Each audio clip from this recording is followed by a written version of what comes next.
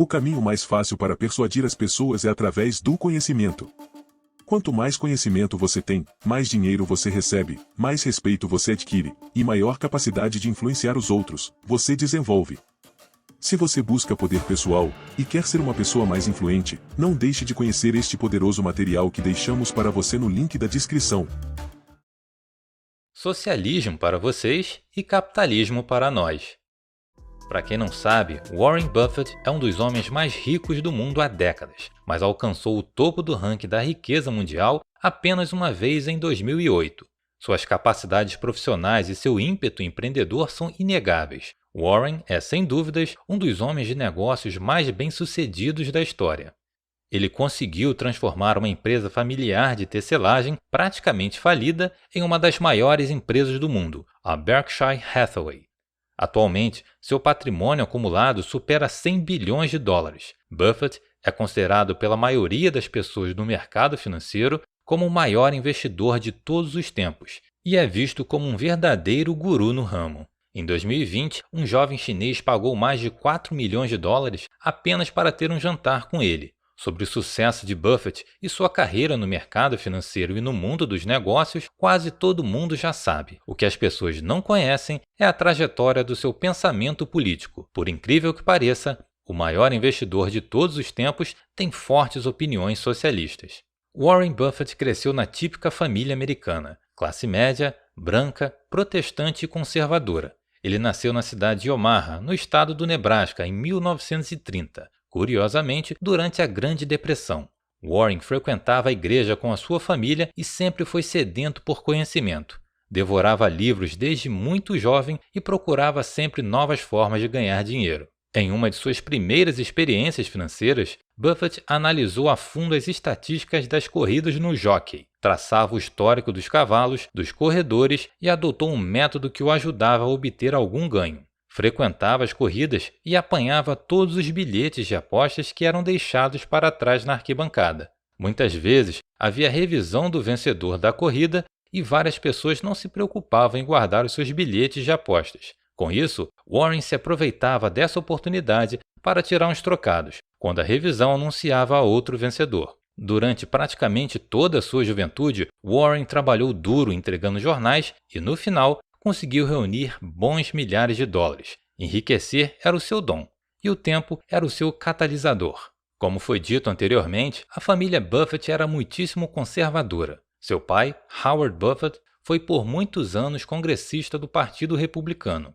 Além disso, ele era um anticomunista ferrenho e seu filho sempre o ajudava nas suas campanhas eleitorais. Warren concordava em tudo com seu pai, que era um homem muito influente em Nebraska e principalmente na cidade de Omaha. A família Buffett sempre frequentava a igreja nos finais de semana e Warren era um menino muito religioso. Com o passar dos anos, o menino foi se distanciando da vida eclesial e, em paralelo a isso, seu pai se tornou amigo de Doc Thompson, um psicólogo influente em Omaha. Embora os dois tivessem ideias de mundo muito parecidas, essa parceria dos dois não foi positiva. Doc Thompson se ofereceu para ajudar Howard na sua campanha eleitoral em uma oportunidade. No entanto, essa foi a única eleição em que Howard foi derrotado. Mas a principal influência na família Thompson na vida dos Buffett ainda estava por vir. Os anos haviam se passado e agora Warren Buffett estava na Wharton School, mesma faculdade que Donald Trump também estudaria décadas mais tarde. Warren também estudou na University of Nebraska e na Columbia Business School entre os anos de 1947 e 1951. No ano seguinte, Warren Buffett se casou com Susan Thompson, filha de Doc Thompson. E então, os jovens Warren e Suzy se tornaram o Sr. e a Sra. Buffett. O casal ascendeu socialmente de maneira muito rápida e, conforme iam enriquecendo, passavam a frequentar lugares cada vez melhores. Em poucos anos, Warren já estava bem próximo da elite americana e cada vez mais distante dos ideais religiosos e conservadores que o formaram. A bolha que formava essa elite era composta por grandes corporativistas e políticos da alta cúpula do Partido Democrata. Quase que automaticamente, Suzy estava se engajando cada vez mais com as causas identitárias, principalmente no combate à segregação. Curiosamente, foi George Wallace, um dos políticos democratas mais famosos do último século, que pronunciou as seguintes palavras em um comício: segregação agora e segregação sempre. No entanto, por causa da boa vontade característica que a grande mídia tem com o Partido Democrata, Wallace ficou conhecido como um racista arrependido, antes da sua morte nos anos 90. O movimento negro foi o que seduziu Suzy, que em pouco tempo já estava engajada com a causa do aborto, da distribuição de renda e principalmente do controle de natalidade. Influenciado por sua esposa e pelos ambientes que frequentavam, Warren também se sentia cada vez mais atraído por essas ideias. Em 1964, ano em que Howard Buffett morreu, seu filho, que antes o idolatrava em praticamente tudo, agora não concordava com quase nenhum dos ideais que o formaram. Warren Buffett agora era agnóstico e não era mais nem um pouco conservador como seu pai. A morte de Howard foi um divisor de águas na vida de Warren, que ficou profundamente abalado. Por décadas, ele sequer conseguiu abrir as caixas de documentos de Howard que ficava em sua casa. Com isso, Buffett começou a se sentir cada vez mais seduzido pela propaganda dos direitos civis e se aproximou da cúpula do Partido Democrata. Segundo o livro Bola de Neve, sua biografia mais famosa, Buffett parecia sentir uma premência em fazer algo mais pelos direitos civis e sabia que a melhor maneira de servir à causa seria nos bastidores, utilizando seu cérebro e sua sabedoria financeira.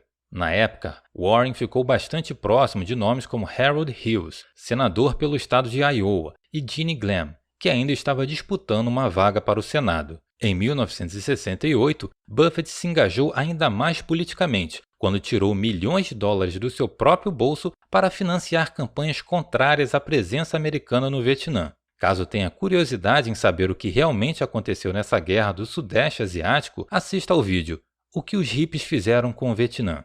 Além de apoiar financeiramente as campanhas eleitorais dos democratas naquele ano, Buffett ainda foi flagrado nas ruas com a sua esposa Suzy utilizando uma capa com o nome de McCarthy, principal senador democrata contrário à presença dos Yankees na Guerra do Vietnã, em suas costas. Após a massiva propaganda contrária à guerra, o país asiático foi tomado pelos guerrilheiros comunistas financiados pela União Soviética e principalmente pela China. Invariavelmente, o projeto ditatorial comunista levou o país a uma das fases mais sanguinárias da história da Ásia. Ainda em 1968, Buffett usou dos seus recursos para apoiar financeiramente o candidato democrata Humphrey, que foi derrotado na época por Richard Nixon. Vale lembrar que Nixon foi o político responsável por colocar um fim no padrão ouro e dando um golpe no mundo inteiro. Warren Buffett sempre entendeu que a propaganda é a arma mais eficiente que existe no planeta. Com isso, desde os anos 70, ele investe no Washington Post e manteve relações bem próximas com a proprietária do jornal, a Madame Kay Graham. O periódico americano distribuiu durante décadas propaganda democrata praticamente gratuita, com as digitais de um dos maiores capitalistas da história. Parece irônico, mas essa é a realidade. Em paralelo a isso, ele e sua esposa Susan financiaram diversas organizações nos Estados Unidos e muitas delas eram a favor dos direitos reprodutivos, eufemismo para infanticídio por esquartejamento. Até a sua morte, Susan Buffett financiou diversas dessas organizações com os recursos da Berkshire Hathaway, com o apoio de seu marido Warren. Buffett também sempre defendeu o conceito de loteria do ovário. Isso quer dizer que muitas pessoas possuem uma sorte maior do que as outras no seu nascimento. Existem pessoas filhas de bilionários que herdarão fortunas sem realizar nenhum esforço. E existem pessoas que trabalharão duro a vida inteira e nunca terão retorno por razões externas, como as populações de países paupérrimos como Cuba e mais recentemente a Venezuela. Por isso, seria um dever da sociedade de maneira geral amenizar essas disparidades. Durante o governo de George W. Bush, surgiu a proposta de pôr um fim nos impostos sobre a herança. O argumento era óbvio. Era um imposto sobre a morte. Não era nem mesmo um evento financeiro. Era basicamente penalizar algo natural da vida. Surpreendentemente, Warren Buffett foi uma das principais pessoas que se opuseram ao fim desse imposto. Ele acreditava que o Estado deveria confiscar ao menos parte dessa herança, pois, segundo ele, esse dinheiro seria utilizado para construir novas escolas e universidades em vez de ser usado para comprar mais um iate ou uma mansão. A verdade é que muitas das pessoas que eram penalizadas pelo imposto sobre a herança eram agricultores que detinham apenas alguns lotes de terra para se manter. No entanto, Warren contra-argumentou que essas pessoas eram poucas e que os recursos seriam utilizados por uma causa nobre que ajudaria mais pessoas. Uma das grandes incógnitas por muitos anos foi para quem Warren Buffett deixaria sua fortuna, já que ele nunca se demonstrou simpático a heranças. Ele sempre disse que deixaria a maior parte para instituições de caridade, mas ainda não sabia quais. No entanto, nos anos 90, ele conheceu o seu herdeiro favorito, Bill Gates. O jovem tinha acabado de fundar a Microsoft, uma das empresas mais disruptivas de todos os tempos. A empresa de Gates tinha mudado o mundo e Warren sempre o considerou um gênio, inteligente. Com o tempo, os dois se tornaram cada vez mais próximos e Bill Gates estava cada vez mais engajado com a caridade. Nos anos 2000, Gates lia vários livros por semana sobre caridade e distribuição de riqueza. Para quem não sabe, ele é um dos principais defensores da renda básica universal. No livro Bola de Neve, Warren declarou que não conhecia ninguém melhor para entregar os seus recursos do que Bill Gates. O que a Fundação Bill e Melinda Gates faz enche os olhos de Warren.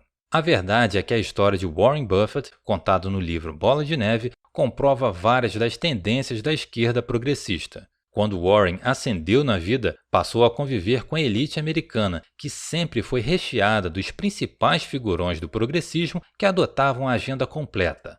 Além disso, está escrito no próprio livro que a compra do Washington Post foi uma maneira que Warren viu de ter mais força política e fazer propaganda gratuita da agenda progressista do Partido Democrata. Assim como no Brasil, a grande mídia americana também sempre foi dominada pela elite socialista. Jamais esteve comprometida com os fatos, mas sempre foi utilizada como meio de propaganda política. A conclusão sobre a vida de um menino caipira protestante que se tornou um dos maiores capitalistas de todos os tempos é quase matemática. A elite tende ao socialismo. Obrigado por sua audiência. Esse artigo foi sugerido e escrito por Pepe D'Ambrosio, revisado por Libertinatio e narrado por Edilé. Se você gostou desse vídeo, clique no ícone de curtir abaixo e compartilhe o vídeo em sua rede social. Se você deseja ser notificado de outros vídeos, se inscreva e depois clique no ícone da campainha. Até a próxima! E se você gostou do vídeo, não se esqueça de deixar o seu like. Todos os dias às 19 horas publicamos um conteúdo novo por aqui. Obrigado por nos assistir.